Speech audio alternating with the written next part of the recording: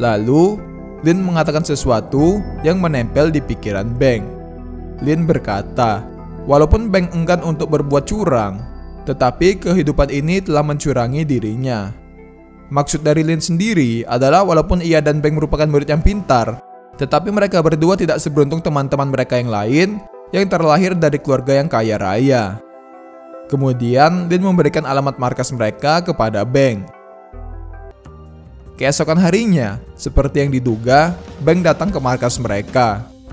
Lin langsung menjelaskan semua rencana mereka kepada Beng. Lin dan Beng pun mengisi formulir pendaftaran. Kemudian, mereka membuat surat palsu untuk Lin berikan kepada ayahnya. Dengan kedok, ia akan berangkat ke Australia karena memenangkan olimpiade yang diselenggarakan oleh Teen Genius sebelumnya, serta meminta rekening koran ayahnya untuk membuat visa, dan mengatakan jika dirinya akan pergi bersama Beng dan didampingi oleh beberapa guru. Setelah urusan administrasi selesai, mereka melakukan simulasi tentang apa yang akan mereka lakukan pada saat stik berlangsung nanti. Setelah selesai mengerjakan soal-soal, mereka memperkirakan waktu yang dibutuhkan untuk pergi ke toilet. Di mana, di dalam toilet, mereka akan menyembunyikan ponsel mereka dan mengirimkan jawaban yang sudah mereka ingat kepada Pat dan Grace di Thailand.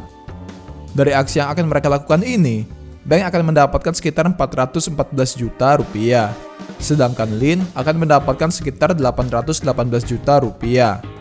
Di sini akan saya jelaskan sedikit hitungan kasarnya. Ke-30 peserta akan membayar sekitar 104 juta rupiah per orang. Totalnya, mereka akan mendapatkan sekitar 3,1 miliar rupiah.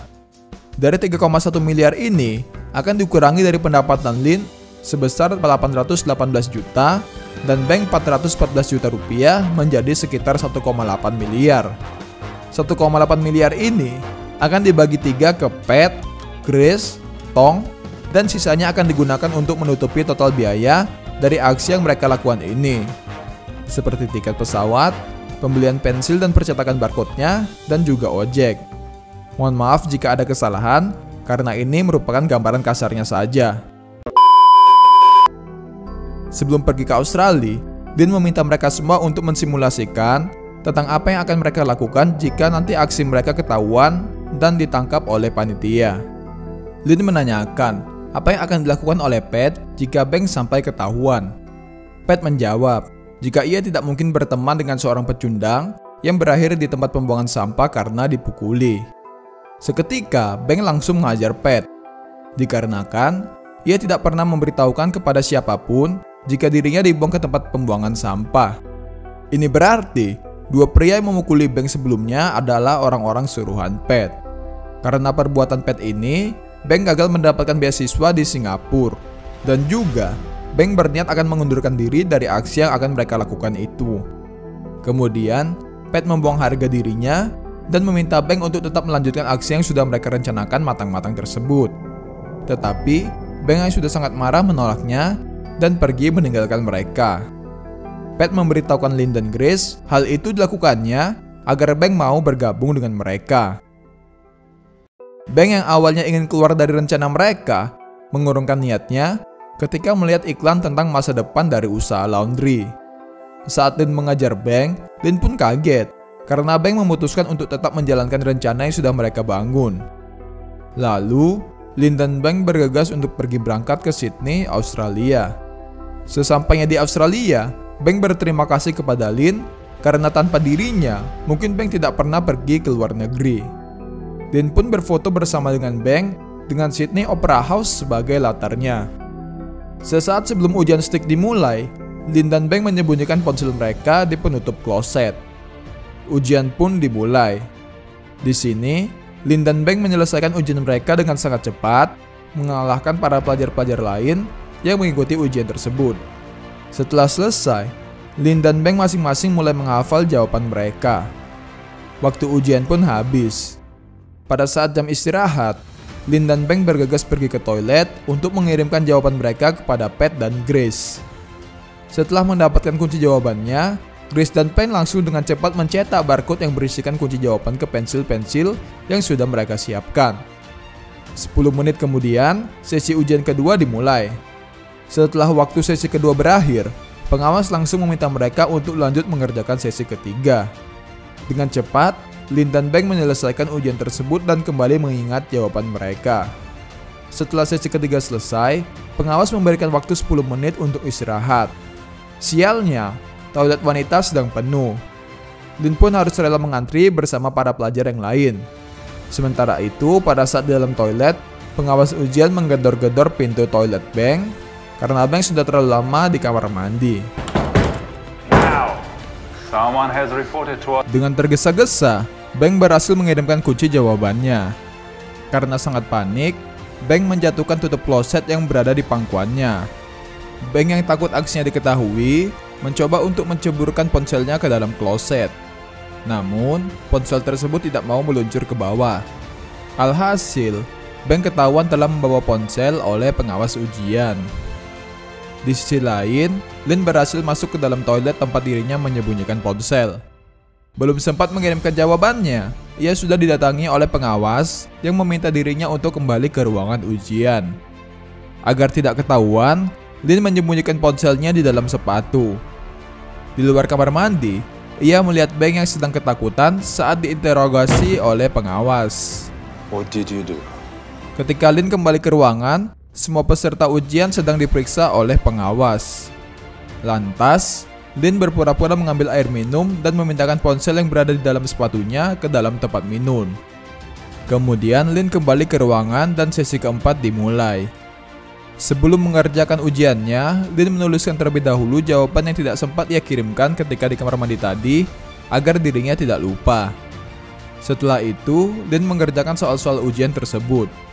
Dengan tidak adanya Beng yang membantunya, Lin harus menghafal semua jawaban, ditambah dengan jawaban dari sesi sebelumnya yang tidak sempat ia kirimkan kepada Pat dan Grace. Awalnya, Lin tampak begitu kesulitan. Namun, ia kembali mengingat metode not piano dan akhirnya di detik-detik terakhir, ia berhasil menghafal keseluruhan kunci jawaban tersebut. Ketika sesi ujian terakhir, Lin dengan sengaja memasukkan pensil ke dalam mulutnya agar dirinya muntah dan dikira sakit dan diperbolehkan keluar oleh pengawas lalu mengambil ponselnya. Sementara itu di markas, Ayah Lin terus menelpon untuk mengetahui keberadaan dari anaknya. Para peserta dan driver ojek sudah sangat tidak kondusif dikarenakan ujian akan segera dimulai dan mereka belum mendapatkan kunci jawaban yang dijanjikan. Beberapa saat kemudian, Ayah Lin datang ke markas mereka untuk menanyakan keberadaan dari putrinya kepada Pat dan Grace.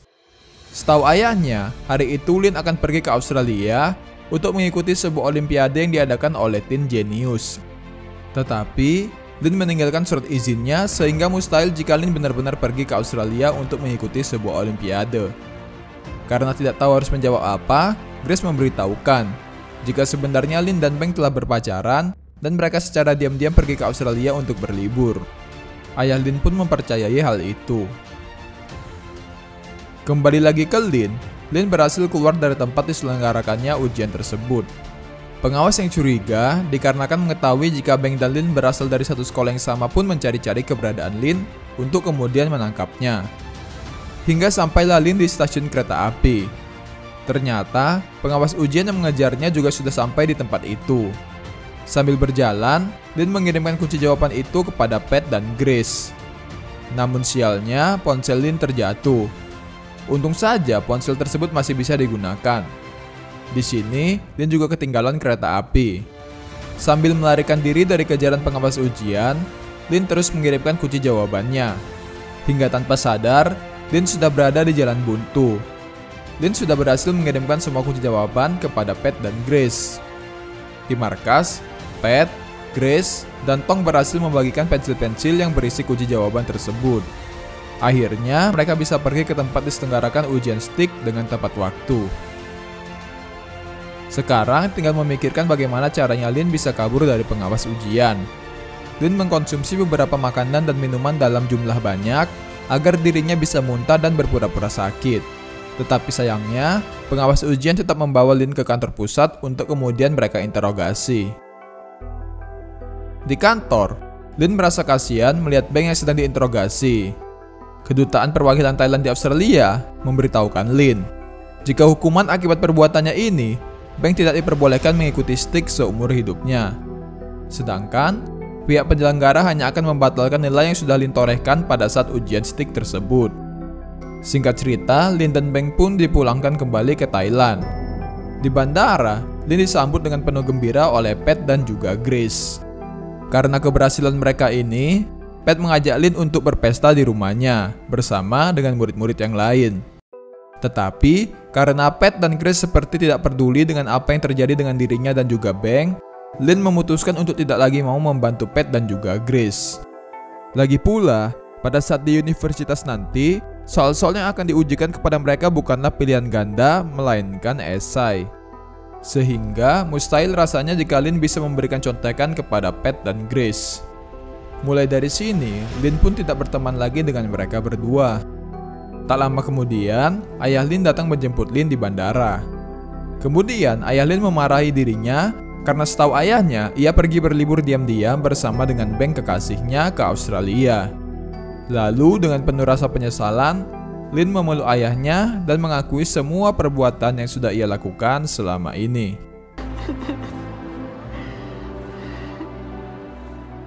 Setelah semua yang terjadi, Lin melamar menjadi seorang guru sama seperti ayahnya. Pada sesi wawancara, Lin mengakui semua perbuatan yang sudah ia lakukan selama ini. Dengan semua kemampuannya, Lin pun dengan mudah diterima menjadi seorang guru. Di sisi lain, Pat, Grace, Tong dan teman-teman mereka mengadakan pesta besar-besaran untuk merayakan kelulusan ujian STIK mereka dengan nilai yang sangat tinggi. Setelah itu, Pat dan Grace merasa sedih karena melihat Lin yang memilih untuk keluar dari grup lain mereka. Lin sendiri tidak mengambil uang bagiannya sedikit pun. Sementara itu, Beng dikeluarkan dari sekolahnya. Beng mendapatkan hukuman yang lebih berat karena dirinya lah yang tertangkap basah melakukan kecurangan pada saat STIK berlangsung. Selesai melakukan interview, Lin mendapatkan pesan dari Beng yang meminta Lin untuk datang ke rumahnya. Uang bagiannya, Beng pergunakan untuk merenovasi usaha laundrynya, membeli sepeda motor, dan membeli beberapa peralatan mencuci yang baru. Ternyata, tujuan Beng meminta Lin datang adalah untuk mengajak Lin kembali menjual kunci jawaban pada saat uji PET atau GATE berlangsung.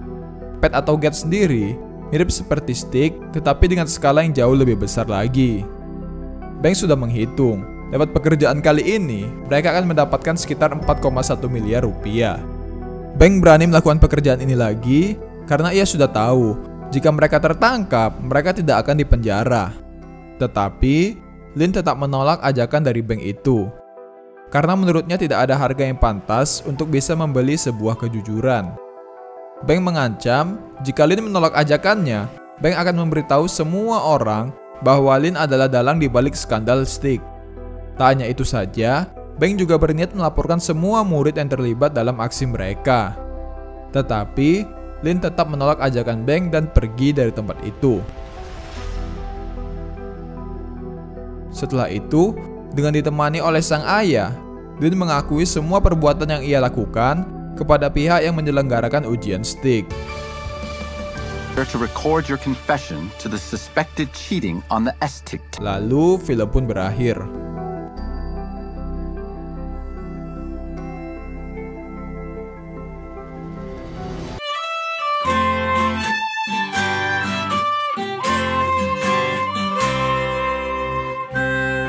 Saat menonton film ini, kita seperti menaiki sebuah roller coaster. Saya pribadi merasa sangat tegang sekaligus gregetan ketika menonton film ini, terutama pada adegan contek-menconteknya. Yang saya tidak habis pikir, Beng yang tadinya merupakan orang yang jujur dan berintegritas tinggi, malah berubah menjadi orang yang terasa jahat menjelang akhir film. Ditambah menerima mentah-mentah buah pemikiran yang salah dari Lin, bahkan orang sejujur Beng pun takluk di hadapan uang dalam jumlah besar. Pelajaran yang bisa kita petik dari film ini adalah kecerdasan intelektual yang tinggi harus diimbangi dengan kecerdasan emosional yang sama tingginya juga. Karena jika memiliki otak yang pintar tetapi tidak memiliki prinsip moral dan etika yang kuat, kepintaran kita hanya akan membawa kita ke dalam kejahatan. Apalagi jika ada orang-orang di lingkungan kita yang hanya mengambil keuntungan dari kepintaran kita saja. Seperti yang terjadi kepada Lin dan Beng dalam film ini. Berteman dengan orang yang tidak sehat seperti Grace dan Pat malah membuat Lin menjadi orang yang tidak baik. Walaupun banyak kejanggalan dalam film ini, terutama pada adegan ujiannya, tetapi saya tetap merekomendasikan film yang sangat keren ini untuk Anda tonton secara langsung agar mendapatkan sensasi ketegangannya. Mungkin itu saja untuk pembahasan film kita kali ini. Mohon maaf jika terdapat kesalahan dalam proses penceritaan saya. Terima kasih telah menonton. Assalamualaikum warahmatullahi wabarakatuh.